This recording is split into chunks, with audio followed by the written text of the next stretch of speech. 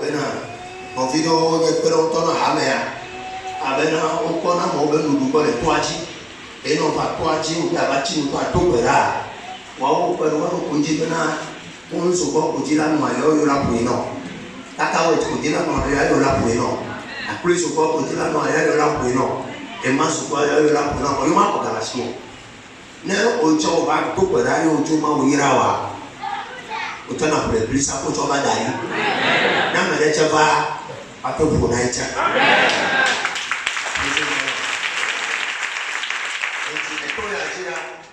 ita mo kwa na se to be no pe la be mpe ti so abra ni free yo wa no ta mi se mo so ko me be na ma wo mi awela wo mi o ya ko ya yira me ni mi awela na mi o ya ko ya yira ya me sa me no etia o le fie sa tu senten karole bi pro tu so ko le bi ke ta karole be so karole amade ko no na hanya mu ta na ko hanya to enti ke ba me ko to ji da hanya to mi na nya o se ka.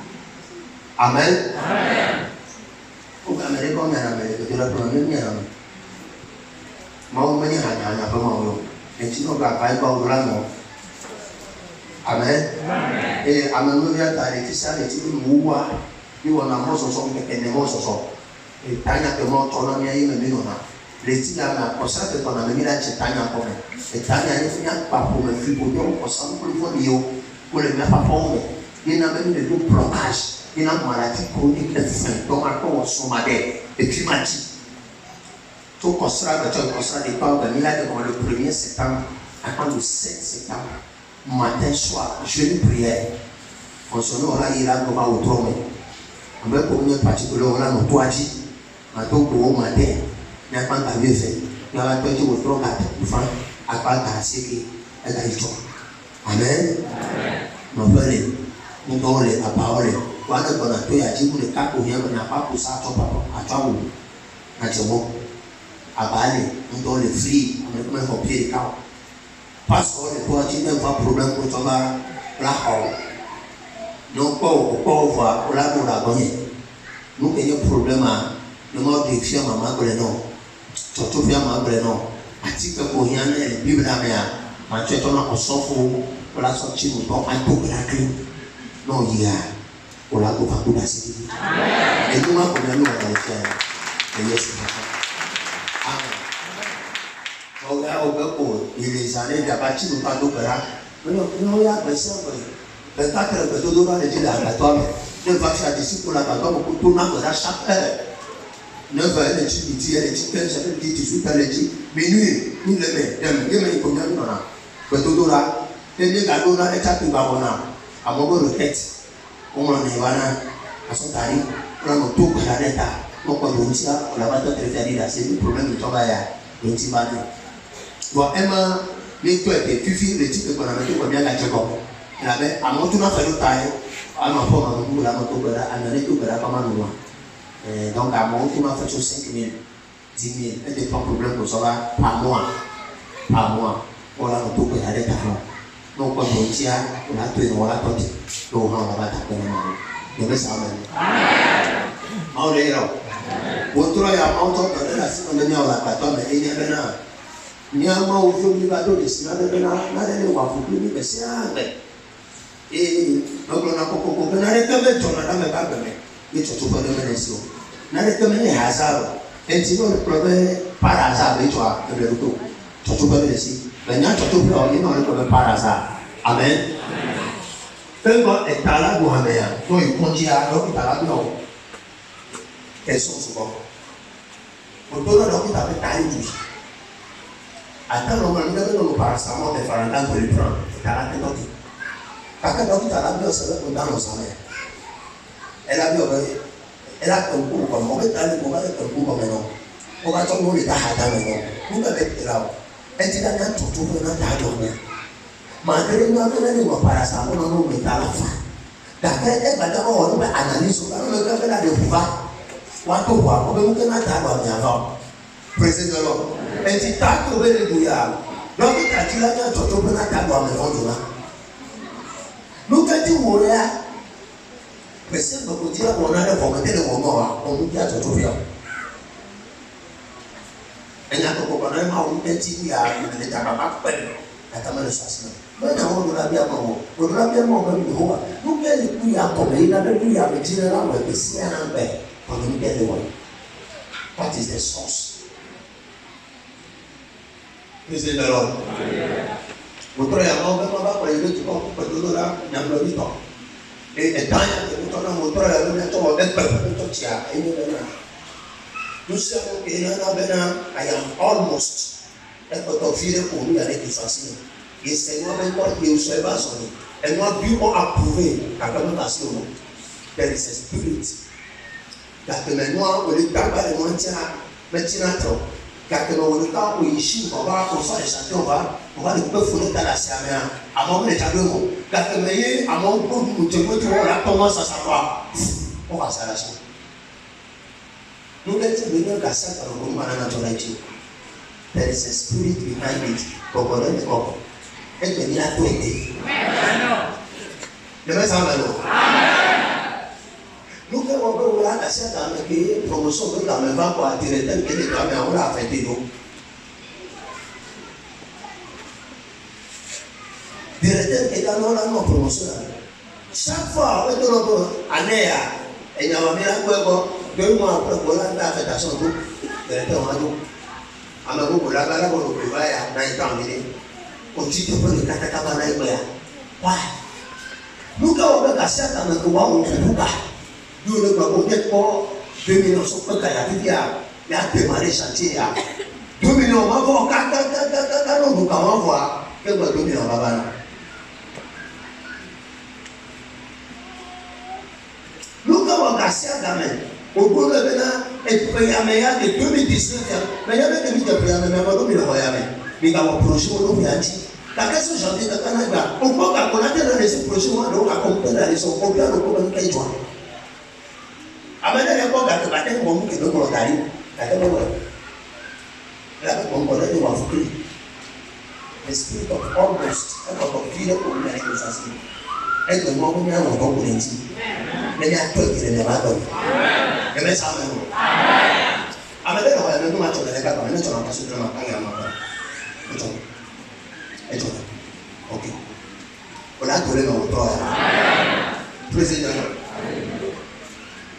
The spirit of Midianites. Vous le connaissez? Attends. Avant de partir de voir.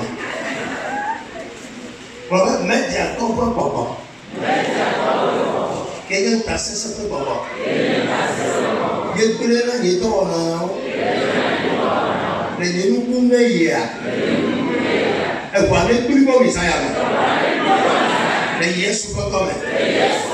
Le message amen. Amen. Praise the Lord.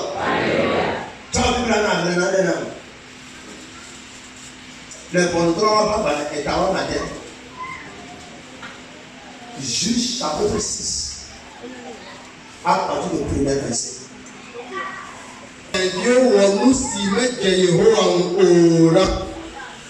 Yehowa tote asina yato pe adreso pour votre téléphone. Mais il y a tant de tout corps pour le voir aussi au on a été tout fa wa comme nous avons. Amen. Ale Israel ko tete tu ko tete na mau. Tu ko tete mau lona. Tu ko tete mau benere mena tu ko tete mau pour c'est comme les casses tu ko tete mau ko hondo do na meaji.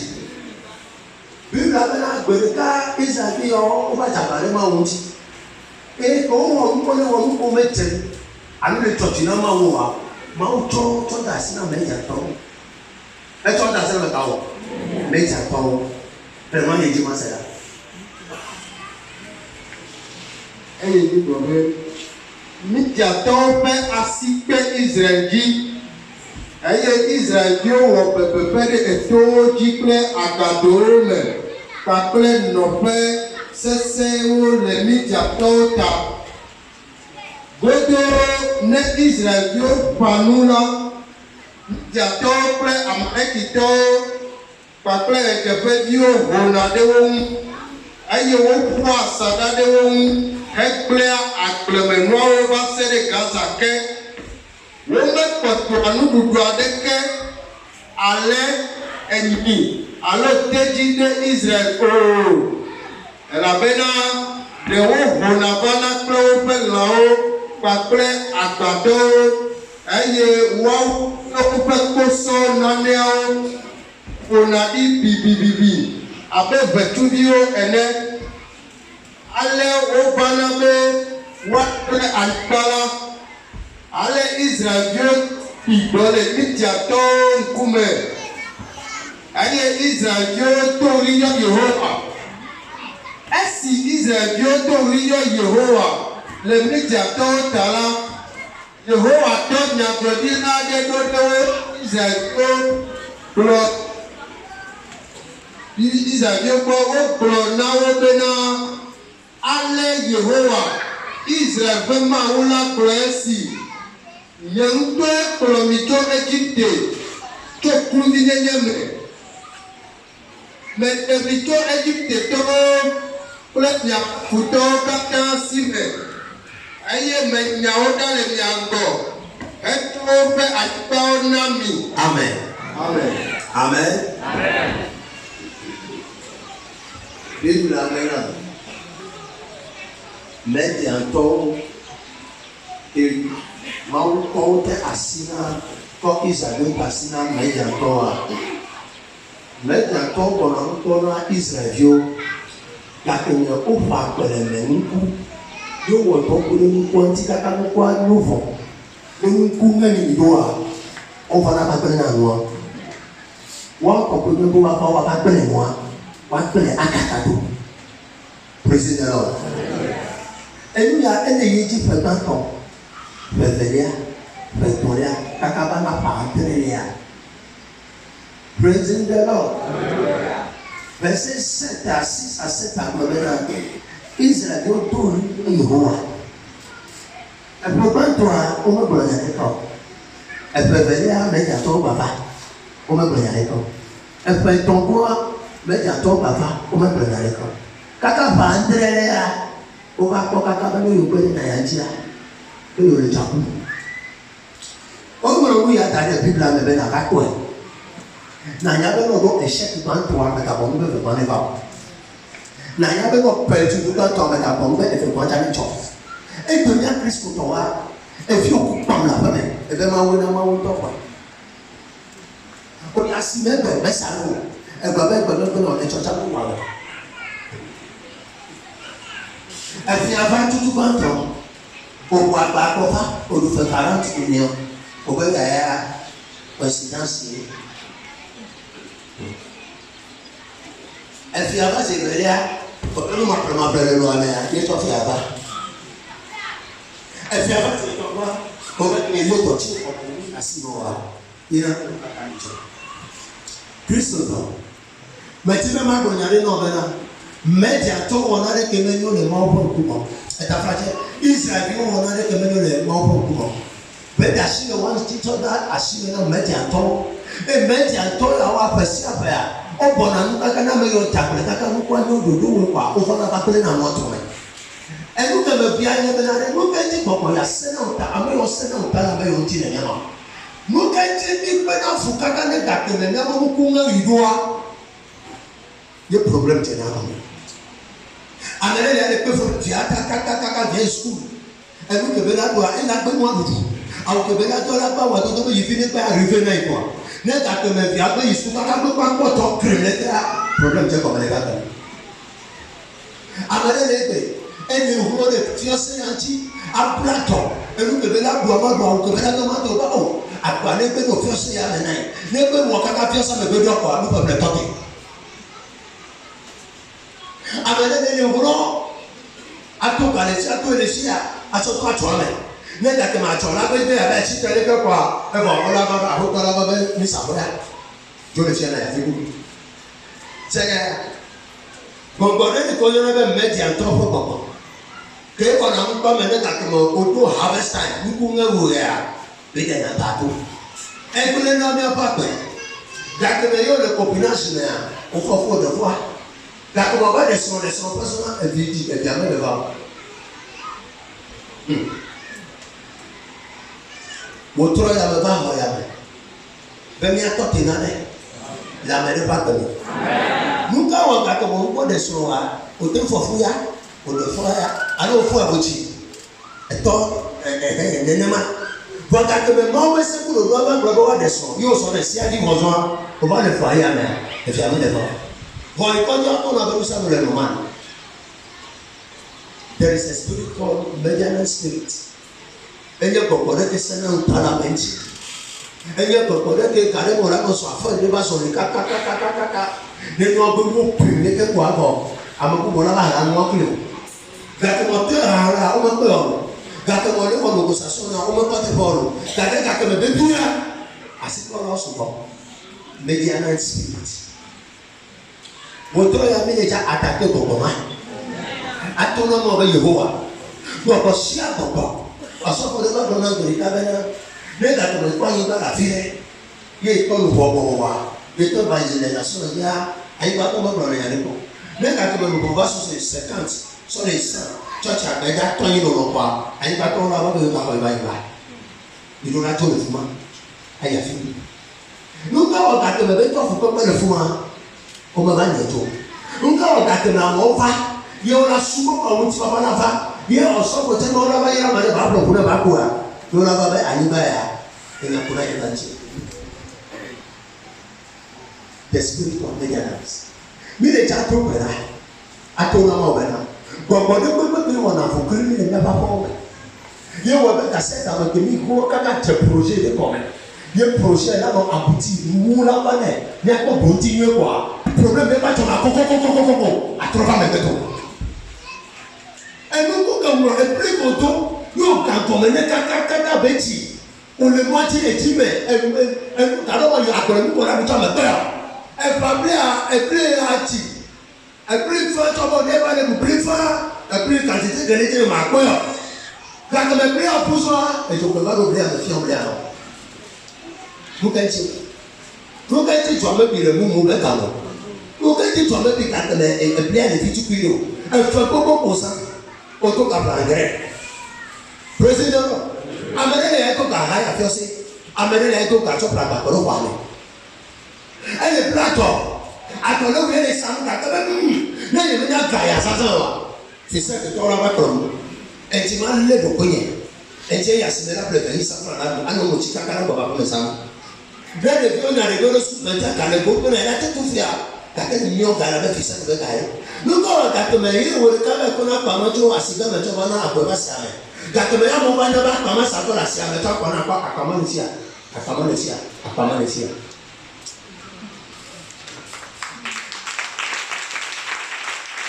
o ya o le ka nuko gasa ka mo de mo de to tela yo le no ho me o to si so le to mo le pefu de mo tela ti ka mo de mo tela to yo to na me ba to me fa me to ya o la to ba me fo photocopie va et toi on va avoir ton tableau et tu y a fait ça Christ non non là il va mettre au monopoliser le système elle est c'est house vous dites ça n'y a pas pour la tomber non mais tu vas tout voir aller nous quand tu un monopoliser système nous quand tu vas mater monopoliser à toi comment on pense président alors les scénarios comme the spiritual maintenance spirit intercessor for papa eye gbogbo na be ihonara meti ne katema amepefu wuli kaka nuno na me ka privacy me a ye be china trementi gâteau me ye o le copinage me yo le presse spaghetti kudo oli povano lete cocktail 350 là millionnaire elles sont les deux là je t'aime au fait tonton je t'aime l'on va y avoir donc le sur le plan pas toi après il y a quand on a ta pièce de cas vraiment à 3 battants de maintenant là yo tonton me ho yes sur le tour ma ka boka pas ne santo a la téléphone là tu pour tout comme nous quand on a comme une pièce là nous on a les noms nous quand on a comme tu dois pas faire ça il y a des temps de noms à me donner toi sur le pas on va faire de ton pas pour que moi on va pas bien une chose on a les noms On a cessé. Amadena va audience là-bas quand on a prophète. Son gars qui m'a dit que son ami peut foutre un gars. Mais on a un gars qui m'a dit que il va toi quoi. Et ça quand? Ok non. Pourquoi la pomme? Et venant écoutez tu m'as pas d'eau. Qu'est-ce qu'on va vous proposer d'abord au caca? Il t'y va faire là-bas. Mais d'accord t'y va faire. Autour il y a des gars comme les gars cherchent toi mais il y a d'autres à tout pédale. À tout moment ben Yehova. Nous sommes comme ben même bon caca et nous y allons va quoi et nous va trop dans ta quoi. Pour que nous on tombe à la dernière. Les temps est trop et les temps est trop. Le mais il y a dit le programme. On a posé des camots à papa ou tiens les comme on a chapeauté. Si les petits tu le y a yo la voya ko tane ka ko mettre les yo. Et comme on veut proposer le wa pour nous ben yo ya ma to fuantio. It's a mediating spirit intercessor for boy. Intercessor for boy. That no le on le prendre son de là. On a nous sommes que tu le problème de Cameroun. That no va le premier de son zone. Amérique nous garder son de ton garder va mon Dieu. That no va le pro à mon état. Go miado. Puis là on va sortir de son zone. Mediating spirit. Esprit. Esprit. Au-delà de Bible avait étudié non faluna on va donner un noyau et tu veux dire c'est quand nous y a John et nous c'est répété na kaka si André voilà toi les toi tu veux ma on le caméra va sous va verset 8 avec on tourne même vraiment on peut caméra et on tourne et sinon on tourne le retour à tournement là docli et lui a dit on avait cassé dans le problème il y a pas il va te le quoi les toi tu vois tout ce temps mais quand tu vas pour le gars où va y aller assis là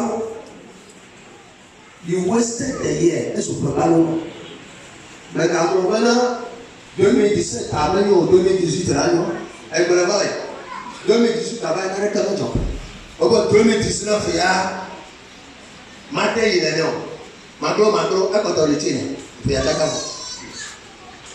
Amène les cartons au de 2020 le 2020 dans la Christ maintenant ma connaît dans le retour à la scène comme maintenant maintenant comme on est venu comme que va Benadam même il prena amebe avenir il n'a pas amebe comme de mettre qu'on a me va voir le yes souvent comme un la tout est épais maintenant Gasa dans au corps à toi sauvati et à toi tu ne vas aller tenir à tête t'en tu ko attaque le là pas ko et tu vas ton et ben on a d'accord et tu vas bon et ben on va gamer on t'en va le plan ko Christ ton autour à toi sous il me semble amen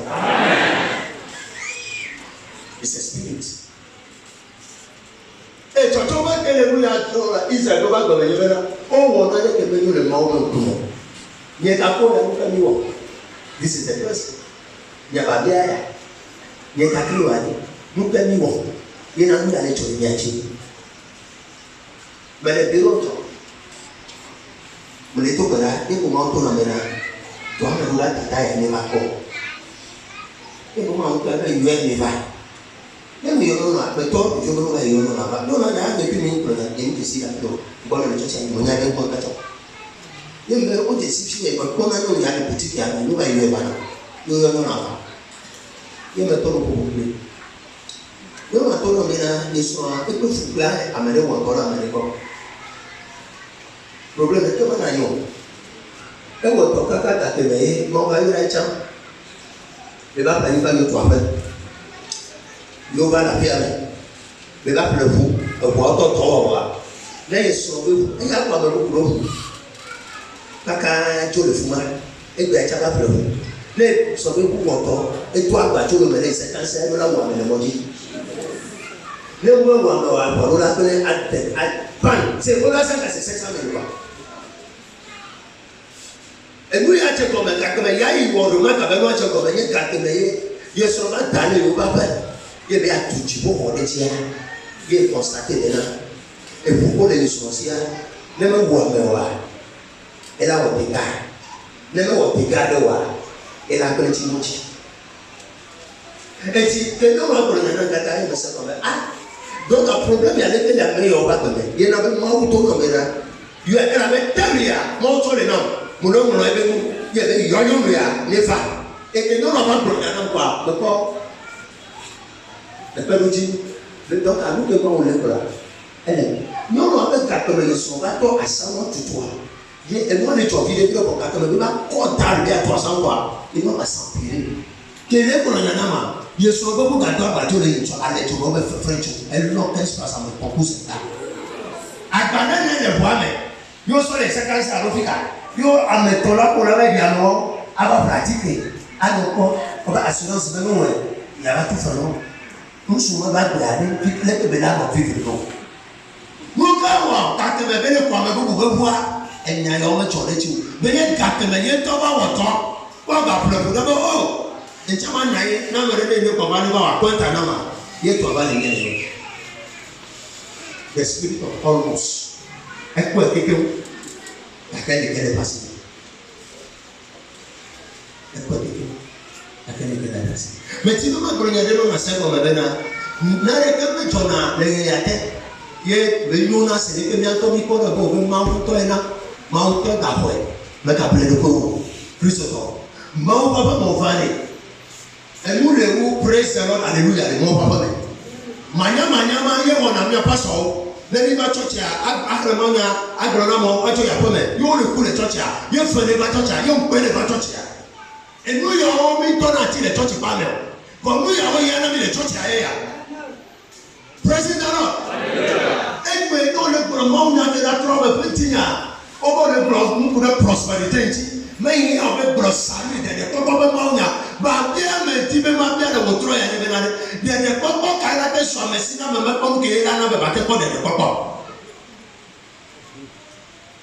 ti ko la te ko derrière pourquoi ne nous que là non la ko derrière pourquoi on soit si et nous que là non la ko derrière pourquoi on la soit si ne ba te ko derrière pourquoi et sinon me ko mo yo le plero ko bena ya ile poro ti ku benya comme les gens y a fait de temps à quoi sortir donc j'ai qu'à travailler à ta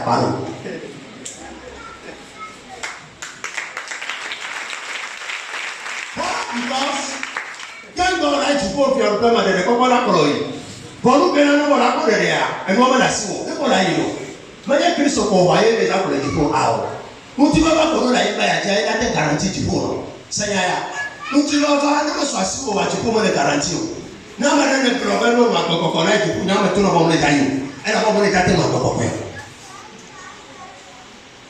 non nous tu vas voir il tout ben là il a tombé il a déporté papa amenez les batochi et il commerçant dans batochi va les bouffer on se garde dans le sous de moi on va là il y a mettre quoi et nhà nous les il y a te pas matro et quand me souvenir Christ toi mais beaucoup de bouson mais même les titres pas batochi abati à choral groupe musical à John Jim aya pas yo et nous que là na miete ponti fa la diba ya di il y a te notre souvent moi le voilà c'est merci apostle Paul ben et nous que tu vois si souci mais voilà mais là hein praise the Lord mais la pas de calme pour avoir ya temps et nous que les gens là donc tele pour faire tiwa elle est allée ya dit bon quand ça ben les bible à la cinéma touch non va aller comme le jour et si moi on a quand la tête on a moi que on a dit avec le bon il y a pas mis tele pour faire tiwa on va aller tourner mais moi on mais on tourne tout va on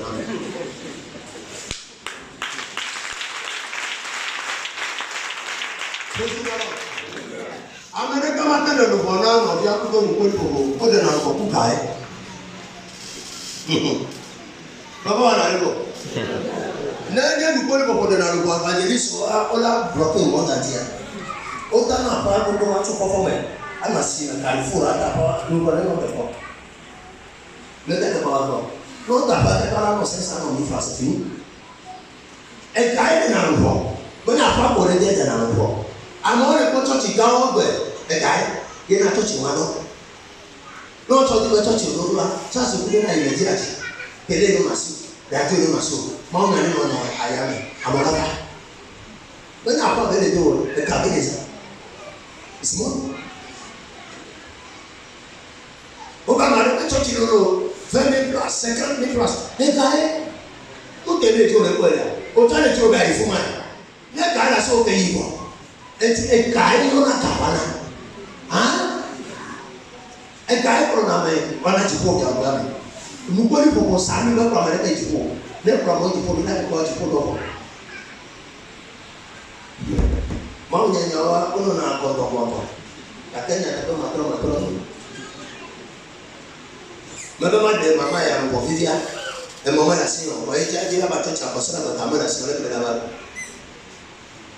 ya mama vile tu kwa kila kwa baba batochi akaka tena sio wao mmoja wachi bale ni asio hicho cha hapo enti ndo mkifa fanya tiwa tukua unanya mkenye ungiara unanya mkenye achedala unanya mkenye hasha finafi fiko la dei pour bonne relation on dit va faire la communion on va taper en moment de communion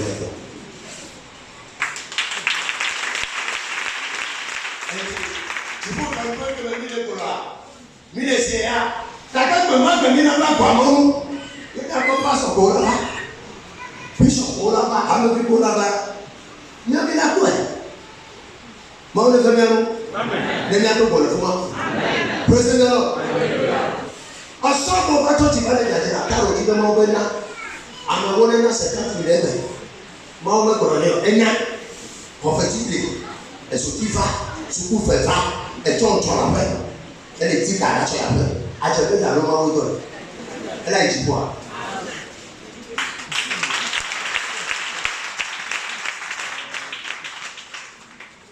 Dẹ̀dẹ̀ pápá bá máa ń nà kọ́lẹ̀ dẹ̀dẹ̀ náà rẹ̀ kọ́. Salvation is free. Then the papa fatai. I can't call out pastor. See, I need care. Did they? But see, I have. Ni I can't do it. Ni no I got up with. Ni no I got up with. Ni no I got up with. I can't consider all of them now. Amelia, I know not get up to amenelea ina flash amenelea ekorano to na ngomecha de be Kristo kwa magala onu apata mko ba le ko ke mama le hein praise the Lord Yesu ba ni ba ya ya ela fi o mi ti po be mo be ba le ko le te ni wa ti po e ba fi o yeye ko e ba na nwa mo odu yo kore yo Matthieu 15:32 Yesu fait ton métro tu continue de na mo odu Bible avec odu no voa o kore yo Yesu ba yo akoro yi do ko me di ta ka ba lo fun abo baba so fun a le le ke mi ba le ti le ti a e ba pe ta o mi ko le be Yesu ko ko wo wa ra pa to me nya be mu ke mi tu wa ina mi ko lo ngo no ba ma le ko lo ba church ya ko na ne ba amen.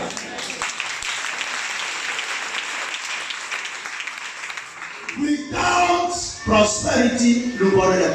Ça dit qu'on ne promeut pas les sentiments. Nous allons voir si on est garanti. Au-dessus de ça, après on va prendre pour gagner mon point, on va gagner. Un non, 500 000, un non, 1 million. Et on a une fraternité, mais il y a un million ici. Après on va faire. Et ça me fait pas bien toucher. Après on va y tomber, on n'a pas de cas. On fait tichi. Après on va prendre. Après on va.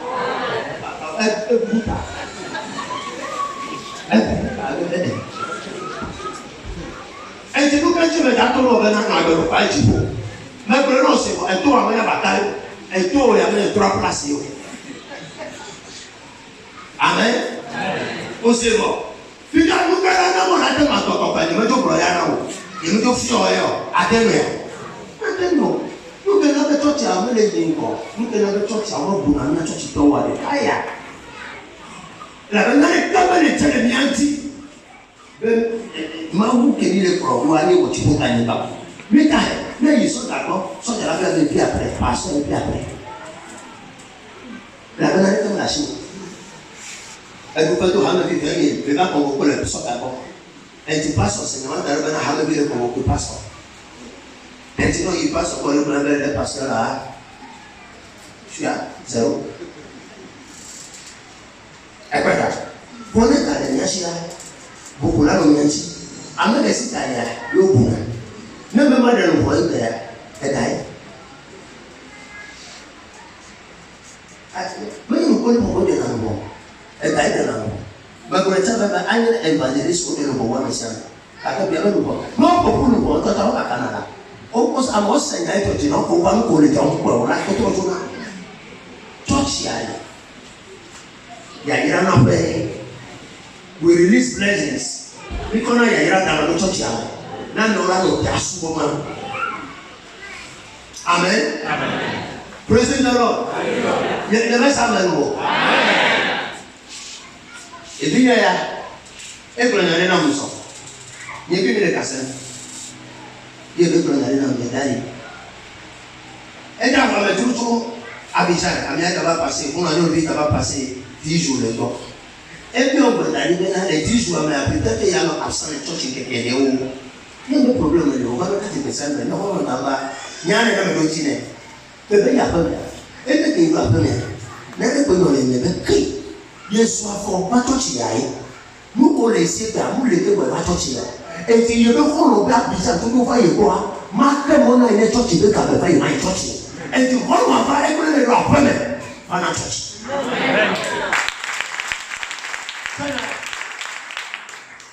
Church amado rakọ ẹwọ alẹsi bàbá rakọ fiọsi alẹsi bàbá rakọ anyigbá alẹsi bàbá rakọ ẹga alẹsi fífi ẹkọ mẹgbọnà ẹgbọ ẹ ẹnti ẹkọrọ máa ń gbọkú jì ẹgbẹ amadé kàtẹ ẹbá tó tẹlẹ gbọdọ akọrọ nyàdó lórí ẹbẹ tó bẹ ẹnyàdó bẹbẹ náà sẹta bàá bá ẹgbẹ alẹ sẹ ẹdá tó lé ẹnna bẹ nyàmá má kàdé ẹkọ bọ wọn jẹ ẹnti tọ́ọ̀tì ẹ̀ mi lọ́la náà mi lù kẹmìlẹ́tì.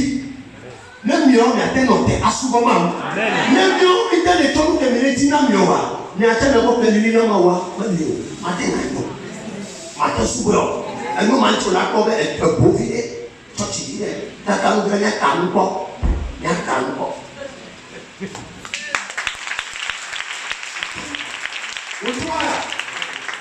Bon, pour les pauvres que nous avons fait, il y en a pour les déceptions, les morts, et il y a pour les cross. Akpoya akena kato ya lebe so egbe taka na ku ogbe enu ma na to to ora na me say amen o hallelujah et to na o be na fa me il est touché et la bête qui va toucher ne ye bu ka toucher bu ka be ba ipo ba ya ti ka be na person ka yo ora no ba na be na ta taxi ma o na ibu ka na ni donc a te ba ba le bu me le mo que ma ti se mo ko me pin ya afi de ipo ele fún ma be ka po aso a le ma ba ne na ko le ro ba church a le fa ne ma ko le na le church ye ma ko ka me e dia o na no to o no le ko me ka ba e tu ne se ka e tu le biso na ma le ta ko na mo susu le buso mi na ko ko fi ko kwa ni chi ya o preserve o preserve. Amen. Amen. Ya me mo to je ko mi to so kura na ji ha lo bo group is na ji ha lo bo no voisin ntu voisin groupe musical voisin son voisin pasteur va anniversaire pasteur son anniversaire toi tu es janvier 80 décembre à mon tour après à ça ma voiture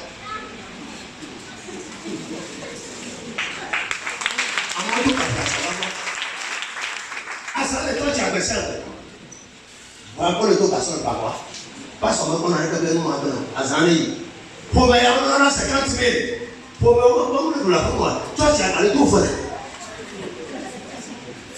Christophe mais le beaucoup on t'a dit on s'en faut apporter l'apôtre on t'a dit bishop revenant docteur pour faire au trône il m'a pas encore on va aller devant maintenant amen trop tard sous be mawa ma ko be profoma wa e ba na onti ka fa me do o na onti ka fa onti ka fa wa ele ma wo ya ma ba ne tsunti ba ye be mo la ba ta me praise the Lord hallelujah e ma le pere ti ne ko si aka ne ko toti me mi la je bi toa ama ko la ba juni e ku e to pe mi no le ko lu ko si aka le ma sakti to ma o Boso janvier kaka bana kutia mete to berara mereka kami apa to tele chocho dari asena fele no eti apa ko fiada problème de déjà mort de problème là.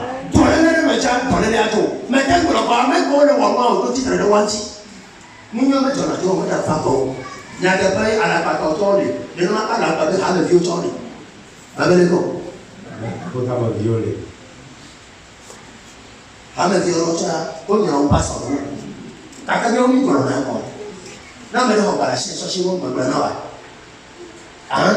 Mais Hamad dit le plein. Il y a pratique, il y a Hamad dit 350 000 années pratiques sur la science. Mais pas la radio, tu vas pas me choquer à Hamad dit les pratiques vont tout par les choses à science. Mais voilà. Et nous, quand tu ne passes rien, c'est pas de la mesure là dedans.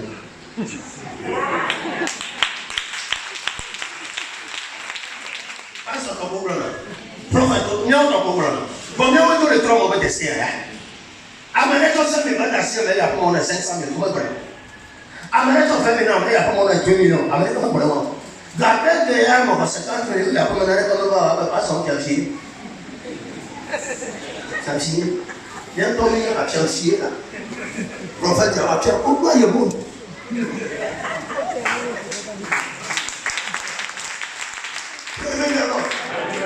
millions, on va aller tout ployer avec un barabé et toi, même à chaud.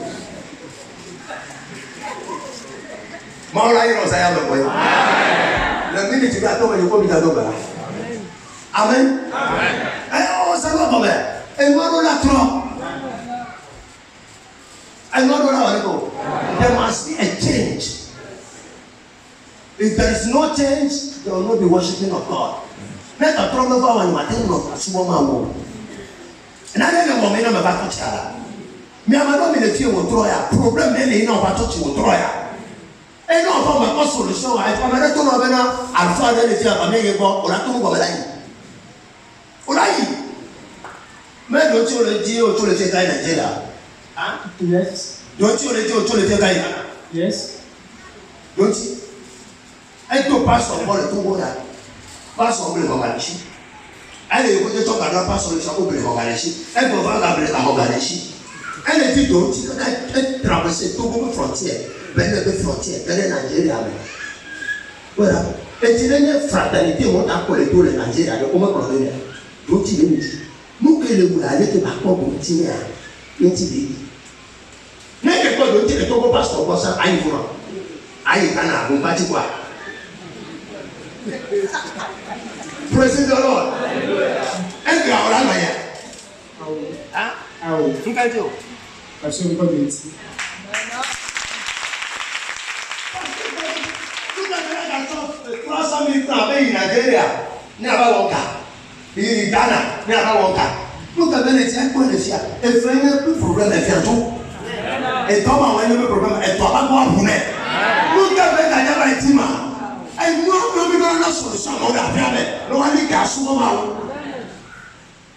on a dit qu'à ce moment. Solution, on n'a pas eu de solution. On a le bateau, on va avec, tata, polia. Il y a un temps pour les télé, mais t'as comme les noms. Tata, on va télé, mais les coloniaux, les médias, à filer comme on a quoi. Il y a un temps pour les naïs, avec Paul les silos, il y a un jour en main. C'est lui-même qui a dit ça. Il y a un répété, on a même dit Amen. Il y a un retour avec son mot, les blancs, pour moi. Tata, Paul, il y a la théorie. Amen, tata, on a même pas le rappel. Rame le piano. Non, nous, et nous, que l'on a passé de là, et le peuple a d'abord mal dans son mot, il a continué pas. C'est bien. Nous, que l'on a passé de là, et son ennemi qui est venu dire, mais il y a un chose pour nous. Nous devons tomber là sur le là, on ne va pas les taper. On va commencer comme le ballon. N'a pas de à me comme tu veux, sonner. Et vous, tu connais. Et tu es le premier à une extra mile. Il y a cette solution là, il y a bien. Bon, la solution, on a vu et me donner la loi. Padano, Utroga, Jumama Americano. Après, il y a un combat, Mao Tamil Wanchi. Et sous le support de Yawa, Mao May Yogana, à peu fulo. Cala chapitre 5, verset 1. Applaudez les Christ ou on est là pour applaudir Dieu. Paul, le Benjamin, quand on va combiner les compétitions de Konao. Mao sous le soir, mais il est comme tout le monde. Et sinon, il combat les pas comme mais attention, l'homme est à nous. Diabète veut la douleur, après on met la bottle au David. Tout va dans la coupe de machine.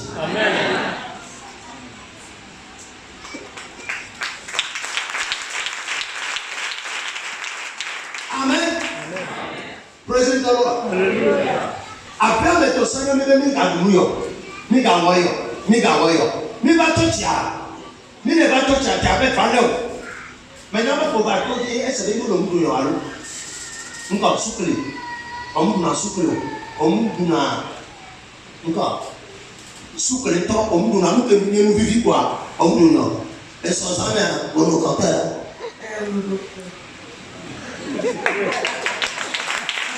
Amen. On le rappelle là. Matin, on le dit. Amen.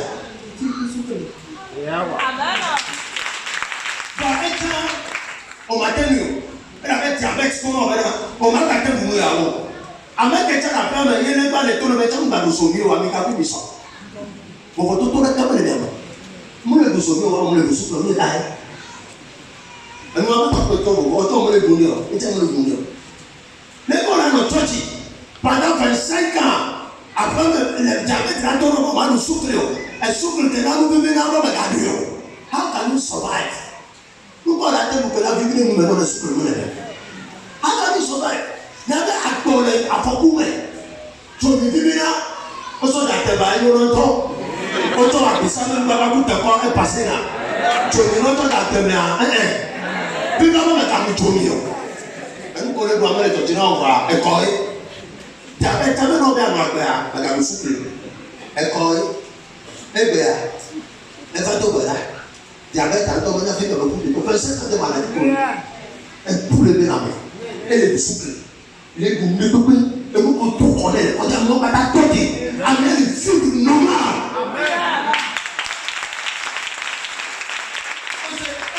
Il me dit qu'on souffle. Elle t'a matin. 2 mois passé matin. 2 mois, 3 mois passé matin. Et quand on dit qu'on pour 21 jours, j'avais 25 ans de maladie chronique. Attends, puis matin de soir, il est là. Elle avait quoi? Elle tout comme un bon sens. Elle tout comme power. Elle nous guérit la volonté. Elle m'a gâché les tirs. Quelqu'un qui a nous chier, nous devons la voir. Nous devons tout le pas donner. Nous devons tout le donner. Elle dit, toi, tu as. Et sa solution, c'est ça. Nous sommes dit, mais il y a 5 ans, il y a 10 ans. Bible a maintenant le coup à tout là. Non, pas du tout, on a dit Kabukabuha. Et fait les miens du matin de Kabukabuha. Mon enfant, les miens sont matin de Kabukabuha. Et toi, les miens sont matin de Kabukabuha. Mais les deux filles, il y a du village, sont pas les bébés. Matin de Kabukabuha. Il y a tout là.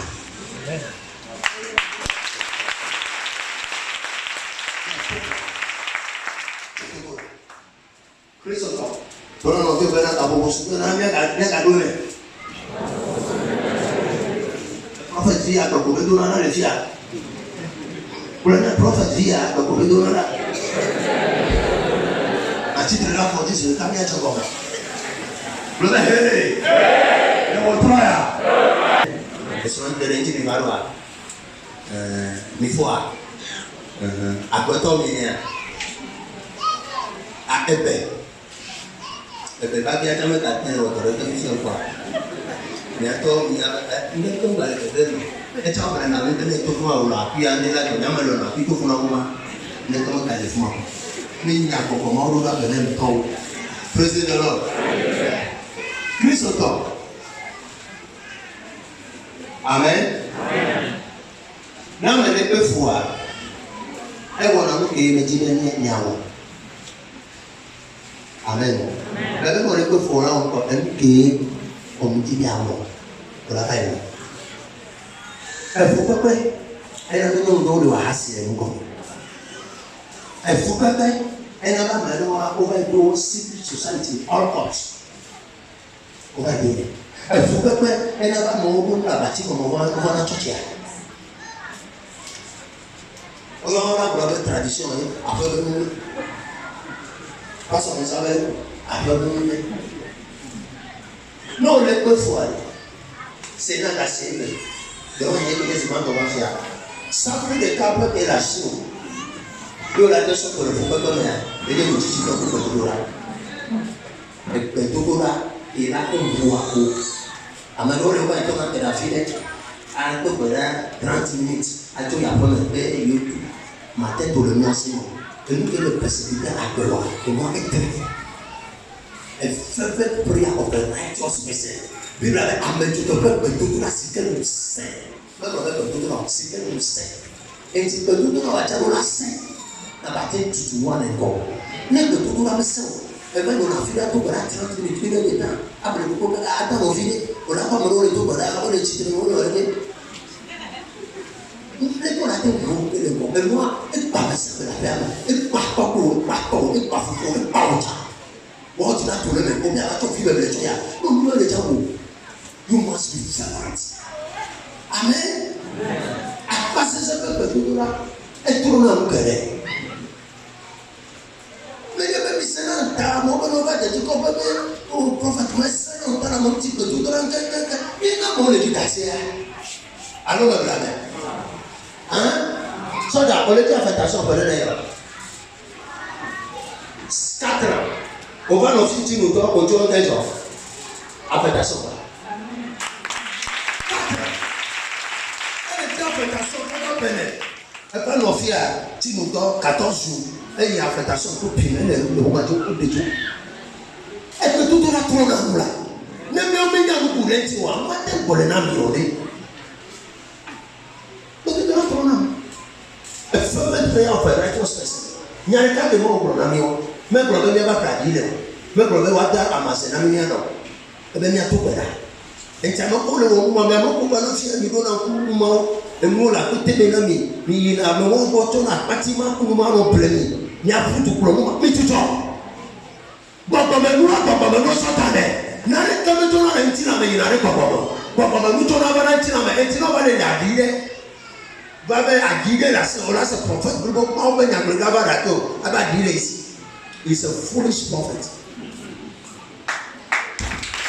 a foolish prophet.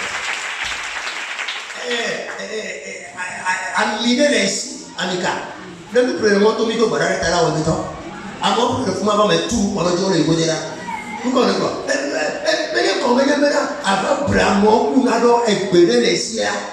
No, not my bola, not my better. Never my bola. That moment walk over the yacht that I want, I never know the prophet have been a part of some of the why? Motata come in, but don't let them go to another one at all. But we're not in there. Motley, Sotofia, Mano, you are going to go to Chimota. Motata, Motata, and you have to do not accompany.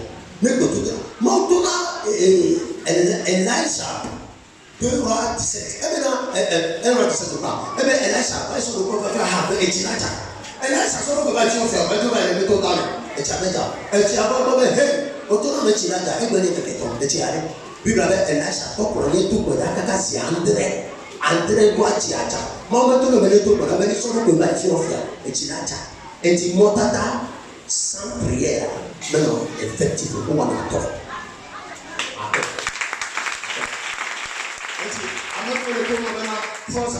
Joseph, vai leggere o buono, e sono con la conosciuta a Boraco, e vai per un po' da Corito, vedi un sermone, nada, non c'è.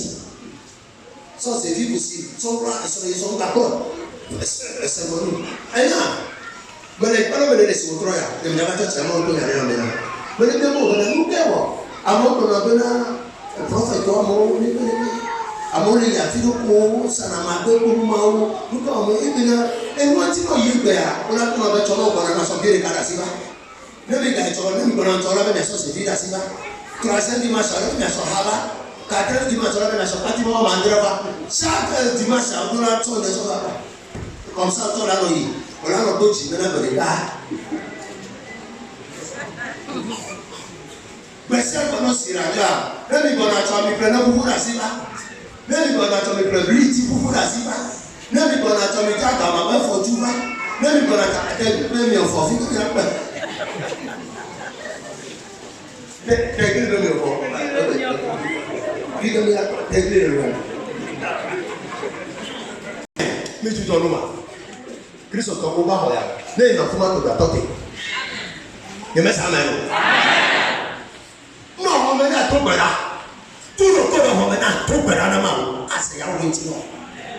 Quand tu dois t'en aller, mais bonne situation le voyage, situation qu'on est impossible. Tout peut tout là, mais on est possible de guerre. À ma domaine, il y a une là, il faut l'ouvrir pour nous. Et la noix de président.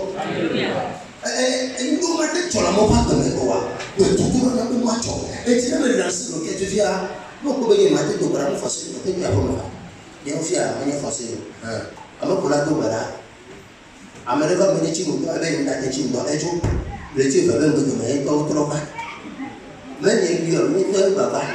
Bon, ben, et tout le monde va être sans métier. On va tirer comme il y a une matin, tu nous vois.